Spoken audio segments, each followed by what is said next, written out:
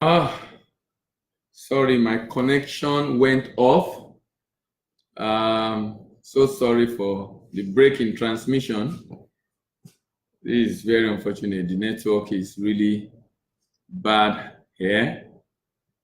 Before I left off, we're discussing transiting from local production to global consumption. Transiting from local production to global consumption. Transiting from local production to global consumption. Lalekon Kazim, thank you very much for joining. Transiting from local production to global consumption. I talk about the fact that we have had a conversation around this since yesterday evening when we started with preparation. And we had a session this morning where we discussed the product. And now we are discussing the process. And I talk about the fact that you need to understand the process of transiting from local production to global consumption. That is very important to understand the process. And I talk about understanding the process of promotion. Understanding the process of promotion. I gave an example of the fact that for you to promote, you need to be able to attend trade fairs. And I give an example of trade fair that will be coming up in March 27 to 30 in Cote d'Ivoire, organized by the Lagos Chamber of Commerce and Industry in conjunction with the Nigerian Export Promotion Council and its trade mission to Cote d'Ivoire in March 27 to 30th, 31st rather, 2019. And then understand the process of obtaining purchase orders. Understand the process of obtaining purchase orders. And that in doing this, you need to understand what is called the full corporate offer and be able to convince the buyer or the fact that you are going to be able to deliver. I discussed this extensively at the last previous series we did regarding transiting from paid employment to self-employment in export business. Also, as a transfer from local production to global consumption, understand the process of paperwork, of getting the paperwork done and regulation. The paperwork and regulation become also very important. And that was one of the things we talked about before the network went off. And then I was actually trying to show you some of the paperwork. Let me see if I can do that right now. Trying to show you some of the paperwork and the fact that we have pre-export documentation and we have post-export documentation. We have pre-export documentation and we have post-export documentation. And I talk about the fact that the pre-export documentation is called the NXP. I don't know if you can see this. Oh, I don't know if it's clear enough. This is a sample of the NXP, Nigeria Export Proceed Form. That's a sample of the NXP, Nigeria Export Proceed Form. And then you have pro forma invoice. That's just an invoice, but pro forma invoice is an invoice you issue ahead of shipment or ahead of delivering the value, pro forma invoice. Then you also have export license, also called export certificate. Export license, also called export certificate. So you have the NXP, you have the pro forma invoice, you have the export license. You also need what is called the certificate of incorporation. Because in Nigeria, only a limited liability company can obtain an export license for legal export. Only a limited liability company can obtain an export license for legal export.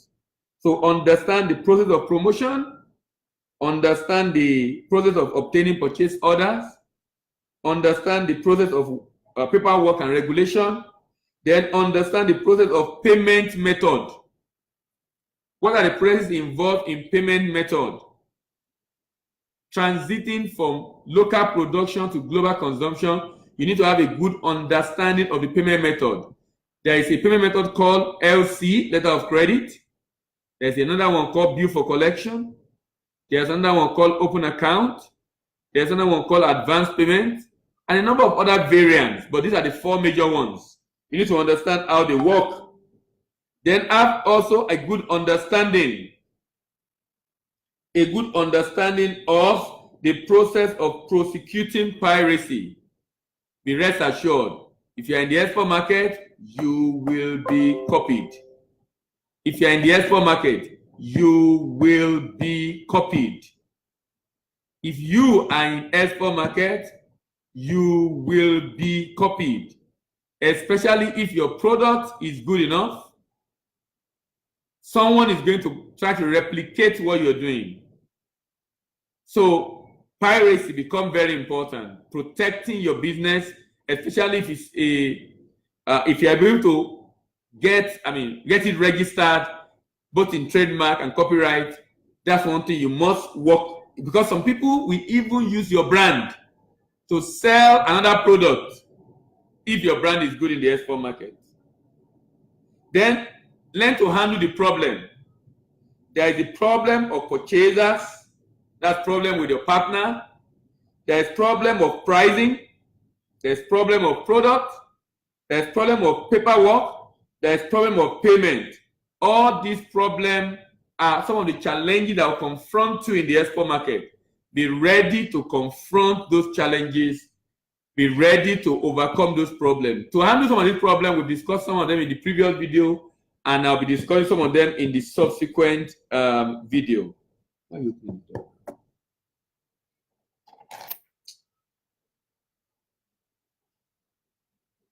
Sorry for the interruption, please.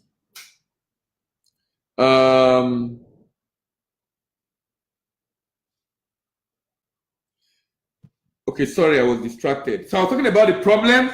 Now, there are 5 problems that a typical exporter face, especially in our kind of environment. There's a problem of price. There's a problem of product. There's a problem of purchasers. There's a problem of paperwork, and there's a problem of payment. These are primary problems. There's some other small problems you can face. Now, you must understand this problem and be able to handle it. Like I said, in some of the previous videos, we discussed them, and we're still going to discuss some of them in the subsequent videos on how to handle some of those problems.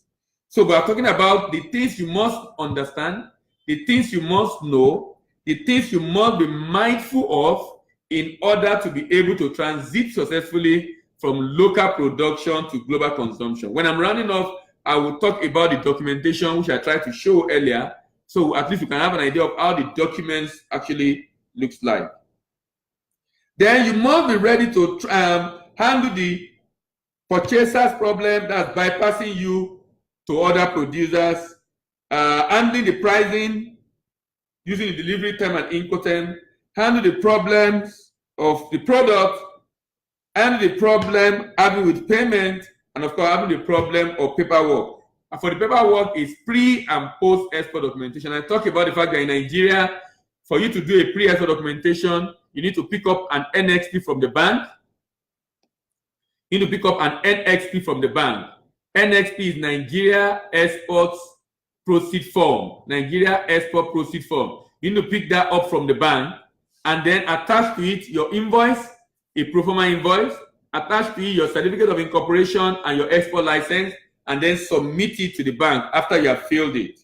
So you can complete your pre-export documentation, and then your agent will help with the post-export documentation. Your agent will help with the post-export documentation. Post-export documentation includes the shipping document. That's the document you have to send to the buyer, and that includes your bill of lading, which is the document from the shipping line that the agent will get for you. Then the invoice and packing list, another document, you have to get that yourself because you prepare it on your letterhead. As you transit from local production to global consumption, there are possibilities.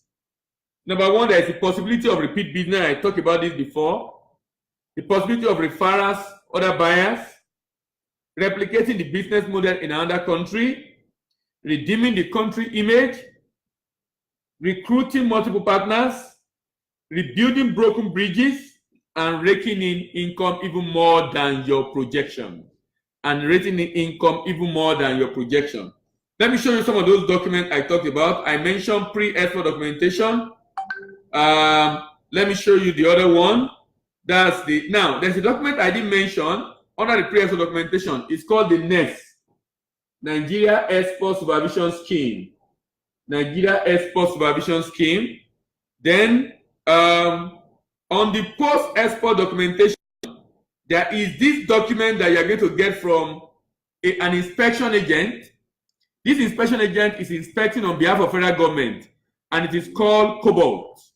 There are about 3 of them. We have Cobalt, we have Kamaya Stay and Neroli Technology. This one of them, that's Cobalt. That's a post-export document. That's a document that will be given to you by your agent after shipment has been done. And these are evidence of legal export.